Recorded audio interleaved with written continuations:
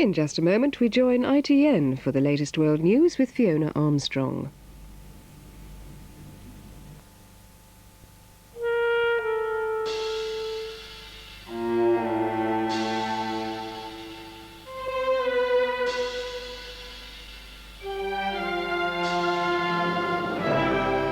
McDonald's hot berry and cherry pie.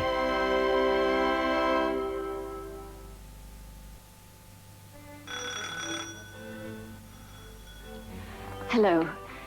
I'm sorry to bother you, but I'm having a dinner party and I've run out of coffee. Come in. Thank you. Will Gold Blend be too good for your guests?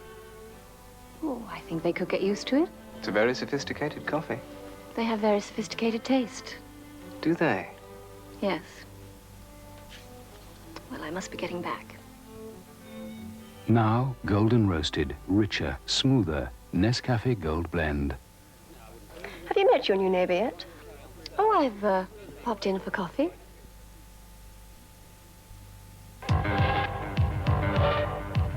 Wouldn't it be handy if you could do this? You can with Black & Decker's cordless screwdriver. Rechargeable power to drive any kind of screw in, and reversible power to wrench out wherever you are. The cordless screwdriver from Black & Decker. Tough tools for tough jobs. TWA fares to America start at just £336 Apex return and include a free Hertz car for a week. TWA, leading the way to the USA. Join Brucey and his Dolly Dealers 7:15 Sunday. Play your cards right. He asked 100 parliamentary candidates, if there were a nudist camp in your constituency, would you be prepared to go in and canvass? At 7:45, join Jimmy Tarbuck live from the London Palladium with guests Jessica Martin, copycat Mark Walker. David Copperfield entertains, and there's the music of Elkie Brooks and Val Doonican. Sunday at 9, there are wedding bells in the Charmer. You know, Ralph, some people really do have the wrong idea about you. You're simply a poor relation. And with Spitting Image at 10, it's a Sunday night not to be missed on LWT. This is LWT. Now we join ITN for the news.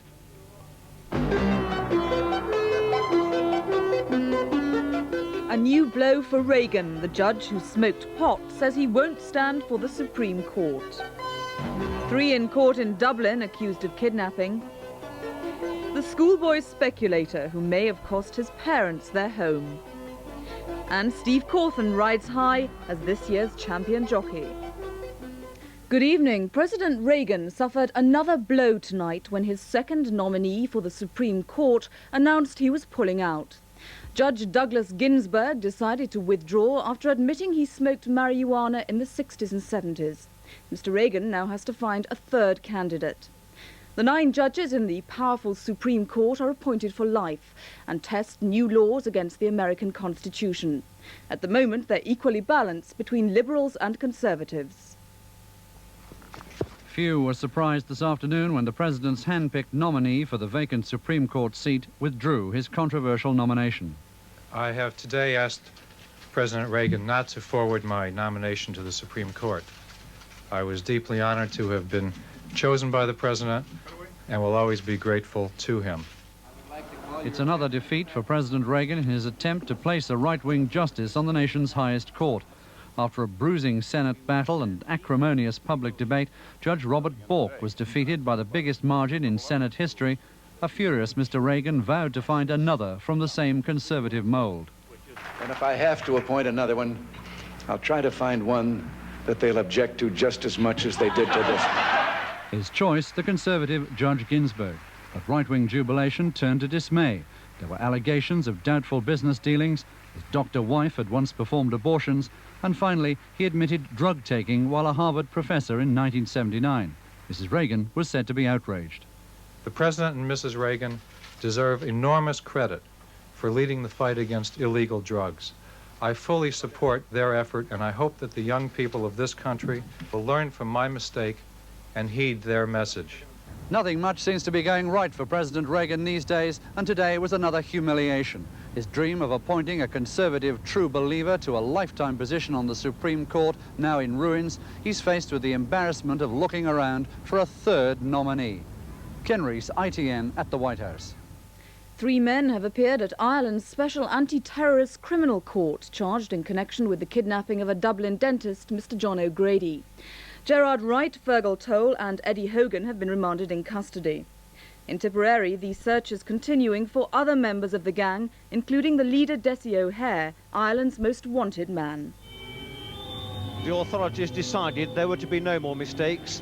Tonight, 2 more men accused of kidnapping dentist John O'Grady were moved under an armed escort from Dublin's Bridewell police station to the Special Criminal Court. It was a 3-minute journey made at speed. Sitting inside the white van, 2 men arrested yesterday in Tipperary after a series of car chases during which 3 women were taken hostage. Stop it there. Hold it there. Don't drive that car any further. First to be taken in was Fergal Toll, aged 28, from Armagh, the first man to be arrested yesterday. Then came Edward Hogan, aged 34, from Cork. Both were accused of forcibly imprisoning John O'Grady and with possessing firearms with intent to endanger life. Neither man spoke during the hearing, and both were remanded in custody for 12 days. And in Tipperary, 120 miles away, the town now remains sealed off as police search for gang leader Dessie O'Hare. All vehicles leaving the town are being searched. Officers manning roadblocks are now protected by detectives issued with submachine guns and bulletproof jackets. It is tonight the most intensive manhunt to be mounted in recent times. Colin Baker, ITN, Dublin. The mother of the schoolboy who lost £20,000 on the stock market crash says they may have to sell the family home to pay his debts. 15-year-old Christopher Peach, seen here in tomorrow's Mail on Sunday, used his lunch breaks to make share deals by telephone. 15-year-old Christopher Peach, fascinated with playing the stock market, told his friends, "I'm on my way to £1 million. He convinced a firm of stockbrokers that he was a young businessman. They gave him credit of £100,000, but when the market crashed, Christopher found himself £20,000 in the red. The boy played the market from his home in Matlock. His shocked mother was the last to know. It was through a local paper. They got in contact with us and said they'd heard a rumour, and was it true? And we had it stopped because we thought it was a practical joke. I'm just so shaken by it all, I just can't think straight. School friends say Christopher was always scanning the financial press, but no one had any idea how involved he was. We knew he had an interest in the stock exchange, but not to that extent. Police and the brokers are investigating the case, and it's still not clear whether Christopher's parents will have to meet the debt. But detectives are concerned at the ease with which Christopher was able to start dealing with such large sums. It is normal practice for stockbrokers to vet their clients rigorously. Hundreds of thousands of Soviet troops marched through Moscow's Red Square today to mark the 70th anniversary of the Russian Revolution. The latest tanks and weapons were on display, so were the original uniforms of the Revolutionary Red Guard.